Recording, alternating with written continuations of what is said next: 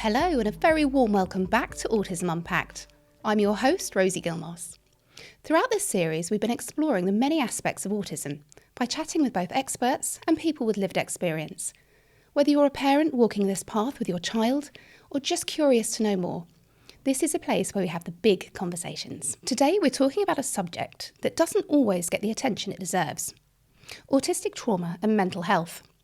We'll be looking at how trauma can affect autistic young people, the challenges that can come with burnout, anxiety, and other mental health needs, and most importantly, what parents and carers can do to recognise, understand, and support their child. I'm delighted to be joined by Dr. Leanne Johnson.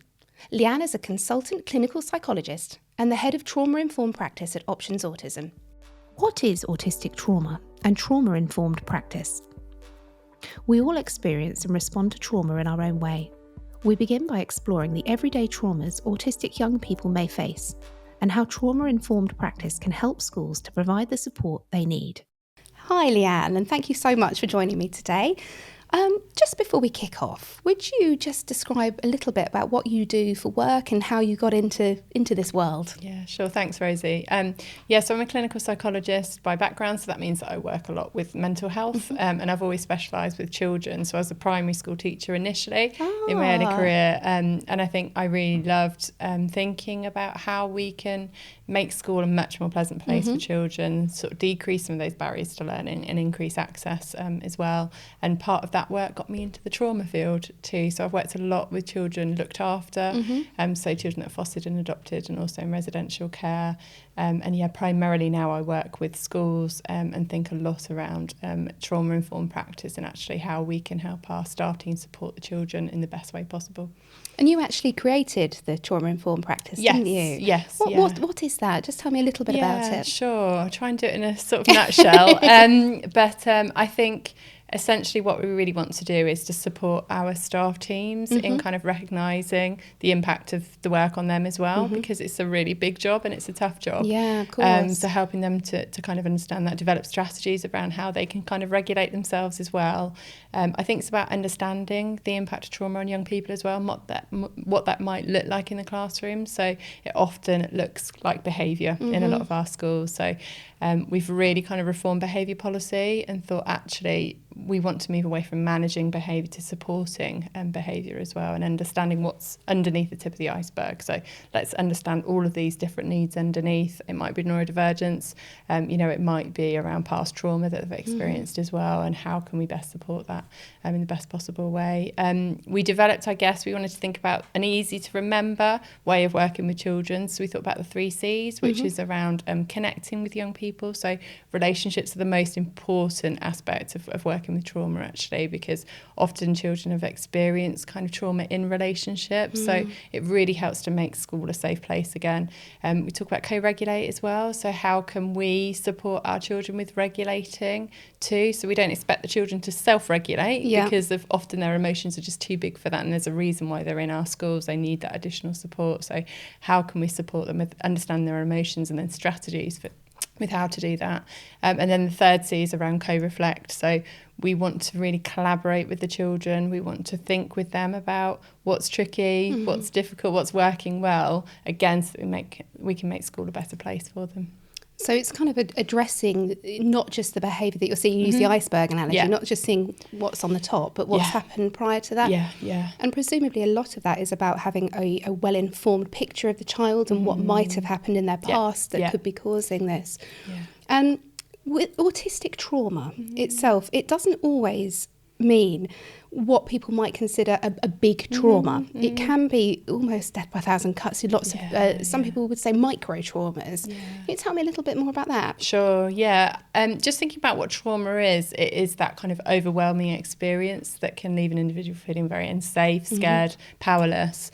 And we know with trauma it is about that uncontrollability and the unpredictability of it that's particularly tricky for young people. So I think when a lot of people initially think of trauma, they think of the big T traumas, so things like a serious assault, a car accident, for example. But actually what we know is our experience of trauma is really individualised. So what you might find traumatic might be, what I would find traumatic. So we really need to think about each individual and how how they experience and make sense of it. In terms of those small t traumas or the micro traumas that you just spoke about, I think just being autistic, being neurodivergent, we know that there's an increased risk actually of being exposed to those micro traumas. So we can think about kind of, that sense of being bullied for being different. I think just lots of children talk about it's so hard seeing my peers being able to do it and finding it so easy, and why can't I? Just for children that are really masking as well, and not being able to show their kind of true selves too. So that can be another trauma for young people as well. And of course, so much of this, the teenage years when often mental health difficulties pop up. Actually, it's a lot around the school, the education-based trauma as well, which again is really challenging. So it might be around kind of academic pressure that the young people just find too much. They might be very, very bright, but actually, if they're experiencing lots of trauma, it means that their learning brain is not kind of, best functioning. So they just can't do it at school. It's too tricky for them. Flip the lid model.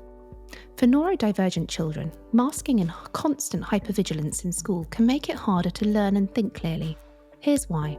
If you have experienced a trauma or lots of sort of smaller traumas, does that actually affect your cognitive ability, your ability to concentrate, focus? Yeah, absolutely. Yeah. So we think about, there's 3 different areas of the brain that we think about when we think of trauma. So there's these parts here, which is the prefrontal cortex. So this is the very kind of adult part of the brain. So this is where planning, organisation, impulse control, lives.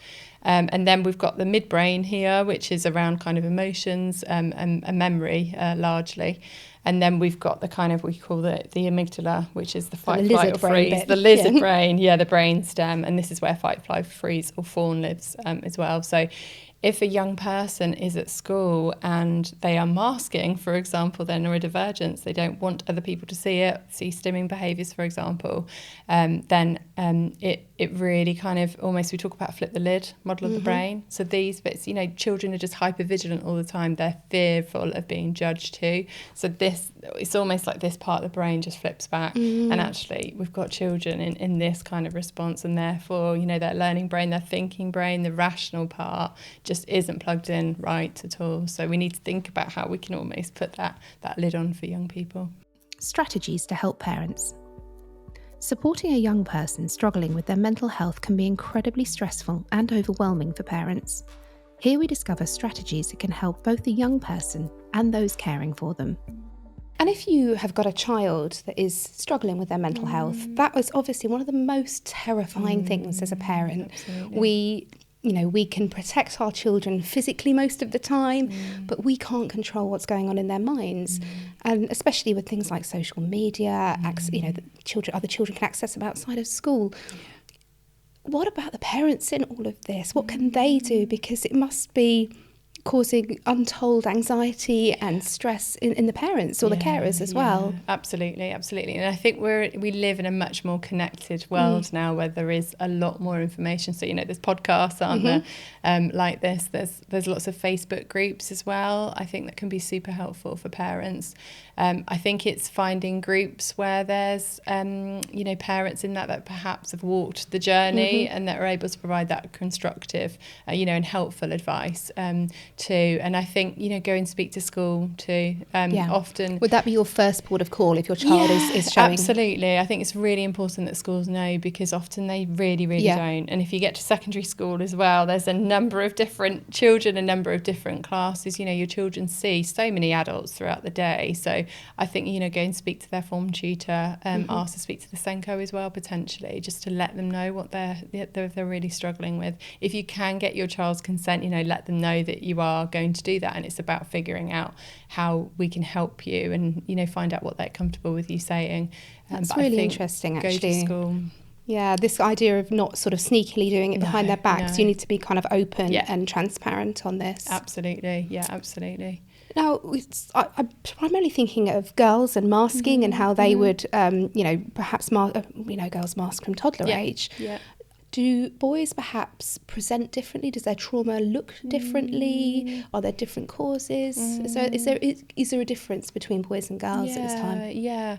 I think as a broad brushstroke, I think that girls definitely mask more. There's an increased risk of masking for girls, there really is.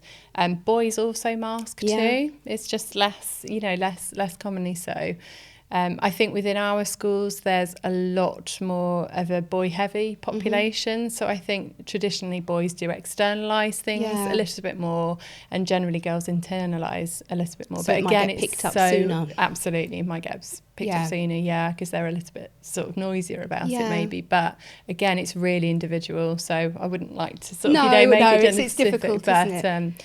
yeah, we definitely do see an increased risk in boys. And I'm thinking if you are externalising your unhappiness and your distress, it could look a bit like you're being naughty. Yeah, absolutely. So do you find that children will be penalised for expressing these feelings? Yeah, absolutely. And within your role, is it to kind of aid the children in finding a healthy way of expressing these feelings, of teaching them strategies so that when they get to the point of, bubbling over, they've got something, they can get to it before it explodes? Because my children have experienced both small traumas and a big trauma, and I can definitely see a difference in how it manifested. Particularly in my son, there was a lot of chair throwing and what you might term as aggressive behaviours. I'm not fond of that term. Yeah. But that's very, very scary to witness in your child as well. Absolutely. And that's a definite sign of trauma. When you see either children can become very withdrawn or they might act out the trauma as well. But I think because the behaviour can often mask trauma then, can't it? Because people just see the behaviour and how tricky that is, and maybe just want to respond to that and react to that. But actually what we really need to be doing is, if the behaviour could talk, what would it be saying? And really focusing on that piece so that we can support and that will reduce the behaviour actually. Yeah. So if somebody's listening now and they're thinking, oh my goodness, I forced, in inverted commas, my autistic child to go to school. I didn't realise that all of these things that I was doing, trying to be a good parent, might actually have been causing these micro traumas. Have you got any sort of advice for parents to maybe alleviate some of the guilt, but also, I know we said about going into school, but is there anything else that you might do as a starting point if you're starting to notice your child's being very negative, they're withdrawing? Yeah. I think definitely talk to your child about it. Take some of that pressure off, sit down with them, maybe do some journaling yourself and think about what it could be, or what might have impacted them, and then maybe talk to them about it. I think is really helpful. The more we can hear the children's voice and the more that they can hear that we're trying to figure out what it is for them, the more that helps to make them feel much more safe. Recognising the signs of trauma. Trauma can affect anyone, but the signs don't always look the same. We're going on now to hear how trauma may show differently in a neurodivergent child compared to a neurotypical young person, and why that is. Leanne, obviously trauma is not exclusive to neurodivergent and autistic children. No. How might it look in a neurotypical child versus an autistic child? Yeah. Obviously, it's very individual anyway. So it can look completely different in different children. But I think in terms of a neurodivergent child, we've got the additional. It's more complex, I would say. So, we may have communication interaction difficulties. So, the young person may not recognise that they're feeling a bit out of kilter. They may not be able to communicate it either to us. So that can be a huge difference.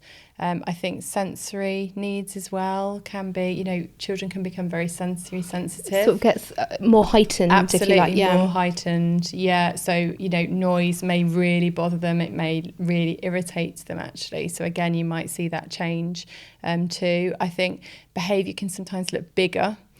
So it can be much more reactive or responsive. So I like to think about just a really simple analogy I find works really well. It's just a bath of anxiety, essentially, and we've all got our own resting levels. Some of us have got higher, level of bath water than others. But there's things coming into our bath all day, every day. So the taps are kind of constantly on. And actually what we've got to do is to learn to pull the plug so that it kind of, the water drains out instead of overspills, essentially. But So behaviour could look bigger, could be much more reactive, but it also could be more minimised as well. So you could get children absolutely masking it and not showing it, so you wouldn't potentially know either.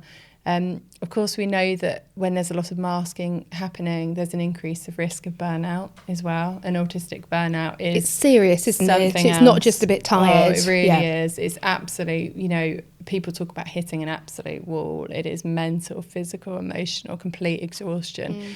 And children can lose the skills, their speech skills, temporarily, completely. So they can really regress. And that's quite frightening as well. And it's not something really that gets better just by rest.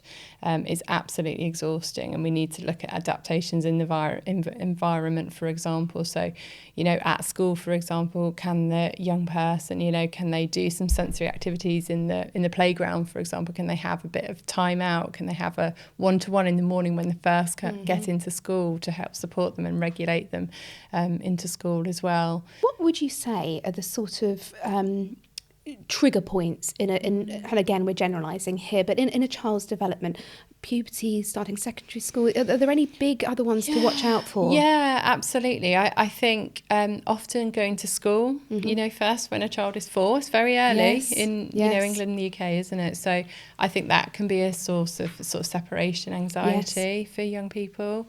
I think, again, if a young person's neurodivergent, sometimes reception is okay because it's very play-based, and the child can kind of choose what they want to do. But as soon as they get to year 1 and year 2, actually that's a real stark difference. They've got to sit down and they've got to work, and they can't just choose to play this PlayStation or another. So that can be a really challenging time as well. I think moving up to year 5 and year 6 again, I think teachers often start to prepare children for secondary school, so it can be a little bit tougher too. And also we've got SATs as well in year 6, so there's that academic pressure and that testing then, which children really struggle with. And then the transition to secondary school, so there's a few points really. And then of course 15, 16, year 10 and 11, as soon as GCSE start again, it starts to ramp up in terms of that academic and the whole time pressure. They've got all these new hormones sloshing around, and the impact on girls when they go through puberty is huge, particularly neurodivergent girls. And there's lots of transition points, aren't there? Even your body visually changing for young people, or perhaps feeling out of control, smelling different, or starting periods, for example. It's quite frightening, experience. Like school uniform. If you've got sensory issues and you've got to wear a tie and a blazer.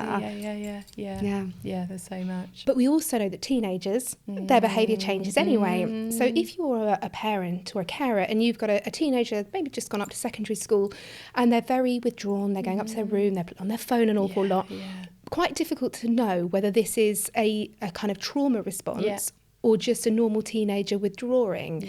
Have you got any sort of advice for parents and carers on how they could differentiate, if you like? I know it's sort of bigger behaviours, but I'm thinking if headphones are on, phones out, it might be quite difficult to actually know whether they're escaping or just hanging out. Yeah, absolutely. I think, again, keeping a bit of a log so that you can remember, it's really hard to remember, isn't it? Well, it's for me from one day to the next, but I think keeping a log of observations of your child is really helpful. I think talking to them again is really important, and letting them know that the door is open. You can talk to them about anything, and broach some sensitive subjects with them and let them know that is fine for us to talk about. They might be quite embarrassed keep bringing that up, but again, it's really important. I think, I'm not against screen time at all, but I think that we need to know what our children are doing on their phones. We know that there's all sorts of dangers on the environment, online, and, children are just one click away from, it's terrifying. It's terrifying, absolutely. And I think, again, being really open and transparent with your child that, this is a real risk. They'll be learning about it in school as well, so that, it won't be something that they haven't heard before. But I would really, really suggest. And I think also, look at what they really enjoy doing, what is something that they're really passionate about, and try and join them with that, and find some of those joint activities. You might not enjoy Minecraft, but actually, sit down and play it with them, and be interested in what they're doing as well. So I think it's a lot more trying to join teenagers where they're at when they will allow you to as well, which I think is really important. I think you can adapt your approach as well. So rather than saying to your teenage child, right, we need to sit down and we need to have a really intensive chat. I sometimes will text. Because he's only upstairs. But it's less confronting, isn't it? You can say, oh, I need to talk to you about this. And I sometimes say, do you want to do it this way or do you want to have a proper chat? And I think sometimes technology can really work to your advantage. Absolutely. Yeah, texting is a absolutely great way. And children can often really describe how they're feeling via text. It really takes the pressure off, doesn't it? I think driving is another good one as well, because I think anything where you haven't got that kind of direct eye contact. And especially if you've got an autistic child, they don't want to stare into your retinas while having a difficult conversation, do they? But things like playing Uno, anything that you can do together where you are focusing on the game and then perhaps just throwing in some sort of random curious questions or statements. And seeing how your child responds to that, you will tell very quickly if that conversation is off limits. But actually, if they start to engage with it, then great, and just go slow with them. And even I imagine if it is off limits at that point, just the fact that they've seen that you're willing to talk about these difficult subjects, that we aren't from the dark ages. We do know things, and you're interested in their world, aren't you? And you want to know what's happening for them and how they're experiencing it and how they're feeling. And I think, again, that's really important to have that open communication channel with children. Parents' own behaviours. For a parent, supporting a child through mental health challenges can cause a whole range of emotions. Let's hear how learning to manage and regulate your own feelings and modelling positive behaviours can help to take the heat out of a tense moment or a difficult situation. So, parents, we feel responsible. We feel guilty for everything. And when you are parenting a child with additional needs, that weight often feels much heavier. Now, if you are having to support your child through mental health issues, how do you manage to support yourself? Because, the rejection sensitivity, the frustration, because for some parents it's frustrating. You want your child to be okay. How do you manage that? Really challenging. I think there's a lot around again recognising the behaviour as behaviour, and again it is, what would that behaviour say? If it could say something, if it communicates something. And I think that if your child is telling you, I hate you, leave me alone, actually, is it just that they need a bit of time? They're feeling under too much pressure. Just let me have a bit of decompression time and then I'll feel okay. Is it that actually they want you to say, no, I love you, it's okay, reach closer to you? So I think it is, seeing that message, but thinking what is the underlying, and it might take you a couple of times to figure out what it is, and it might be different each time as well. So I think as parents we have to be really nimble too. And I think there's a lot about kind of how can we regulate ourselves as parents. So I do a lot of work with parents around that. So what is tricky for me, actually, if your child says that I hate you, I don't like you anymore, is that something that you're going to find really tough? And then what can you do at that time? So it's almost like rehearsing it or expecting it that is going to come, because often as well children know what buttons to press. Of course, at times too. So I think it's being really aware of that as parents, what our sort of hot spots are, and then what we can do at those times differently, because I think just adding and getting into the emotion of that actually just is really unhelpful. So I think there's something about being very, very calm and trying to take the heat out of situations, which is really important with young people. Yes, I'm thinking if they're shouting, I hate you, I want a different mummy, I'm definitely not quoting my own child here, then your response, well, I hate you too, that you have to be the grown-up in the situation. And it's difficult, especially if you're, particularly if you're trying to get them out the door to school or you're trying to get something done. And taking that step back, and somebody said to me, love bomb them. You love bomb them. They say they hate you, you say, but I love you. That won't change.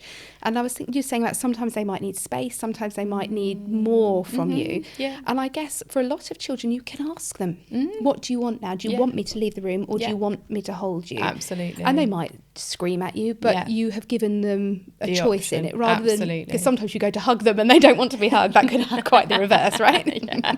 And you can ask them in the moment, you absolutely can, and they might tell you, but it's also important to go back to it as well when the kind of everything's sort of died down a little bit. Don't be afraid to say sorry. I think it's the most important thing, even if you know that you haven't got anything to feel sorry for, actually. Just that word is so healing, I think, and it really kind of gives children a bit of a rope to grab to sort of pull them back in. Absolutely. Yeah. It's really good modelling. I think, how hard is it for us as parents to say, or as adults to say sorry? And we expect our children just to be able to do it. So again, that modelling is really important. There's also something to be said as well, I think, isn't there, about not holding a grudge? Because when a child behaves in a out of character, maybe unpleasant, because sometimes it can be unpleasant. Absolutely, you have to not hold on to that. So when they come back into the room, when they've calmed down, I find, it's fine, it's done, it's over, a hug, because they've already been punished by themselves. Because I know for my own children, they will ruminate over it. They'll feel terribly guilty because it's not them in that moment. That's not how they really feel. No, absolutely. And I think, children might feel guilty, but they also might feel a sense of a huge amount of shame around it as well. And we feel that as parents too. But I think, as soon as there's guilt is a good, healthy emotion, because we look at actually what we can do to repair it, what we can do differently. So we kind of look outwardly when we feel guilty, but when we feel shame, actually it goes very inward. And, children can develop beliefs around, I'm a bad kid, I'm a bad child, to say that to my mum. And actually, in the heat of the moment, have you said things that you wish that you hadn't said? Never, Leanne. So, I think you're absolutely right, going back to your child and making that connection and kind of saying, I understand that you're feeling angry in that moment, and I understand why you said that. And, absolutely, we can move forwards with this. It's fine. We talk about in therapeutic parenting, or, DDP, which is another therapy that I'm trained in, to talk about the use of pace as a general kind of attitude to parenting, if you like. So it's an acronym. So we talk about playfulness, and we talk about that with a small p sometimes, because using humour at the wrong time can sometimes be very wrong with children, can't it? So we talk about playfulness, but there's having a lightheartedness about the relationship. And, if you're trying to get your child to put their shoes on, turning it into a game, for example. We talk about A for acceptance. So, accepting this is where we're at the moment. This is, I can understand and accept why this is very difficult for my child at the moment and why they're behaving in the way that they are. And then the C's around curiosity. So always being curious with young people, like, I wonder what that was about, later on, or I wonder if you're worried about this, because sometimes children haven't made those connections, they don't know. So again, it might just be a rhetorical question, but it can get them thinking about it. And you can also think with, somebody at home out loud so that your child can hear it. So, I was so worried about them this morning. I'm wondering if they're worried about school. So again, if they won't listen to you directly, you can do it in that indirect way too, which can be really effective. And then the E's around empathy. So we can always empathise with, children, teenagers have so much going on, don't they? If you've got the added neurodivergence as well, it's such a tough time. So we don't talk about using pace as a strategy. It is a quality of parenting. It's a quality of being. I like that. Yeah, it's really nice. There's lots on the internet around it. I'm known to make an emu out of a sock if I'm really desperate. The film Inside Out is very good. Oh, I do like that film. Yes. Very useful. Finding the right support. If you're concerned about your child's well-being, your GP and school are important first points of contact. But support doesn't stop there. Connecting with other parents who truly understand can be transformative. Let's find out more now. Now, what if you've got a child and you are desperately worried about them and you have real concerns for, will they harm themselves? Will this impact on their future? Yeah. How can you advocate for them? I know first port of call is to go and speak to school. Yeah. But what next? Is it the GP? Yeah. Sometimes, I mean, I would always go to school. I think sometimes school are able to access CAMS. Right. So sometimes CAMS come into school, for example. So sometimes that can be a faster route in, actually. So always talk to school first. And sometimes they have mental health resources on site as well that they can tap into. I think your next port of call, and probably alongside, is going to your GP as well. It's very different regionally, you know, in terms of what support is available, but your GP will be able to know as well. I think mental health services, the way that they're set up, can be really tricky as well, particularly if you've got a neurodivergent young person who's also struggling with a mental health need. Often it's just you've got an autism pathway or a neurodivergent pathway and then a mental health pathway. So I think, again, going to your GP and explaining that you know what you're struggling with, they will be able to point you in the right direction. And for a lot of parents, they will have gone to the GP and they will have said, my child is having, you know, potentially even ideations. Yeah. And often the response, and this is not me coming at GPs, but often the response is there is nothing we can do. And as a parent, and I have been there myself, and you sit in the doctor's office, you've plucked up the courage to go and tell them this really frightening thing that's happening. What do you say if they sort of say, well, you know, we can't do a referral until they've acted on this? You know, that's too late, right? Yeah, absolutely. The more we can prevent and be proactive, the more important it is. I think it's so tricky because CAMS are so under-resourced at the moment. There's huge waiting lists as well. There's always the option of kind of private therapy, of course, if you're able to do that. I think it's always looking at the therapists themselves, finding the right person, the right fit for your child. And again, you know, if they're neurodivergent, if your child's neurodivergent, actually asking a therapist, perhaps meeting with them first to see whether or not that relationship is going to work. But also thinking, what adaptations would they make to therapy? So, you know, things like kind of using more visuals, going at a slower pace, you know, perhaps being flexible in where you meet the child as well. So it might, you know, I've met children at parks before. I've heard of this, people going for mental health walks with their counsellor. I think that's amazing. Yeah. So I think it's really, you want somebody that's able to meet the child where they're at. And again, finding kind of local Facebook groups. Finding your community. Absolutely. Finding your tribe. A lot of parents really talk about it as so that you're able to talk to others that know what and understand what you're going through. But often parents are the greatest sources of information as well. So if there is a service out there that's going to help other parents locally, will help if your GP doesn't. There's also lots of different types of therapy, isn't there? And like mentoring services. My son accesses something which is online. They game together and they talk. And it's been absolutely revolutionary for him. So it doesn't have to be, doesn't have to be that kind of traditional sitting opposite a counsellor talking about your deepest, darkest secrets. Absolutely. A lot of it can come out in quite informal conversation. Definitely. Yeah. And I think a lot of children with additional challenges, actually the traditional CAMS model where they come and sit like this and talk about their needs and their challenges and what they're worried about, it just doesn't work for them. My son would shut down immediately. Absolutely. Yeah. So I think thinking outside of the box is really, really important, both, you know, for you as a parent, but also for therapists too. Is there a lot of autistic trauma, sadly, is going to be unavoidable just by existing in a world that isn't actually designed for you?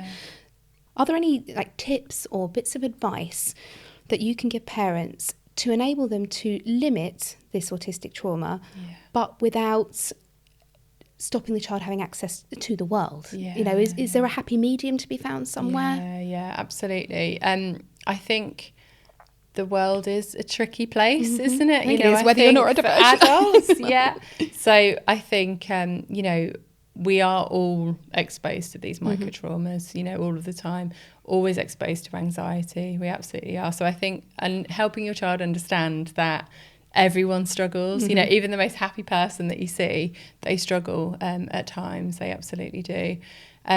I think that it is finding what your child really enjoys, what their sort of passion-focused interest is, and giving them lots of time with that, you know, creating lots of positive memories and, you know, giving them that sense of kind of mastery as well is really important. I think giving them that decompression time as well. So I think when they come home from school, you want to kind of say, how was school today? What were you up what did you have for lunch? Yeah, absolutely. And, you know, if children need a bit of screen time, you know, they know what they need to go and do just to decompress, and let them do that, you know, give them a snack. I pick my son up with a snack and his Nintendo Switch, and absolutely. by the time we get home, he's ready to chat. Yep. But that 15-minute drive home, there we go. Yeah. So I think it's doing what works for your child. I would say as well, we know that with trauma experiences, they get stuck in this part of the brain, really. So what therapy or what talking about it helps us to do is, this part of the brain is where the hippocampus is, which is the memory part of the brain, and actually putting words on what children are experiencing helps them make sense of it and move into the right part of the brain. So that curiosity, you know, using that pace that we spoke about earlier is really helpful. So, you know, I wonder if school was tricky today because of this, you know, did something happen at lunchtime? You know, really talking children through it to help them understand and make sense of it. And again, it can just move it from that sort of brainstem part of the brain, which is really important too. Yeah, and I'm thinking as you're talking there, again, framed my children, but one of my sons had a really tricky week last week. And I said to him, but, you know, you've just come back from holidays, you've got a new teacher, you've got new classes. Yeah. No wonder you were dysregulated. Absolutely. And you could sort of see him say, oh, yeah. And I think that's kind of our role, isn't it, is to help them understand the why. It's a perfect example. Yeah, absolutely. And I think we all need help with that sometimes, don't we? Making sense of, actually, you know, no wonder it's been a tricky week, and no wonder that you feel. And I think the more we can help children understand that, the more they start to do that themselves then as well. And I think it just takes away that sense of shame for young people. So it's not, I can't not cope because I'm a bad kid. Actually, it's because there's some stuff going on for me. That sort of internal monologue of what's wrong with me? Why can't I do that and other people can? Absolutely, yeah. Leanne, thank you today. That was really, really incredible. And it's a very difficult subject to talk about because it's emotive. Of course it is. We're talking about young people and mental health. Have you got sort of one piece that you'd like people to take away from this episode, one thing that you'd like them to hold on to? Yeah. I think just the usefulness of therapy, really, how it can be really beneficial for young people. And I would say, importantly, therapy isn't about making a person less autistic or not autistic or fixing them. But I think therapy is a really important space to help young people understand why they might find things more challenging, actually. So helping make sense of, you know, on an everyday basis, why are things more tricky for me? And I think once children can understand that and make sense of it, you know, it really helps them feel better about themselves too. I think therapy can also help to find the strengths in young people as well. So understand, you know, the things that they are absolutely great at. And there's so many things in, you know, every young person, but neurodivergent young people as well. And I think, you know, sometimes, you know, children that I've seen for a number of years, sometimes they just need a top-up session. And that is what I do. I remind them of, you know, why they are finding things tricky, why they might be feeling burnt out at the moment at this point and stage in their life. But help them to remember their strengths and, you know, use some of that pace within therapy as well, so that they're able, you know, we're able to be playful around things and use some humour and lightheartedness, and just to remind them of their sense of self-identity and how important they are. And also, I guess we want to remind parents that this is not your fault. You haven't done anything. We all make mistakes when we're parenting. Yeah. But of course, we're just doing the best we can with the knowledge that we have in that moment, aren't we? Absolutely, yeah. And sometimes I would say the most challenging times that we have, they feel awful at the time, that they often are awful.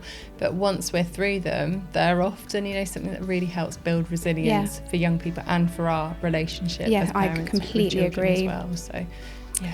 Thank you so much. It's been an absolute pleasure. Thanks, Rosie. And thank you to you, our listeners, for being here. If you found this episode helpful, please subscribe to the podcast, follow us on socials, and share it with anyone who might benefit. Until next time, take care of yourselves and each other.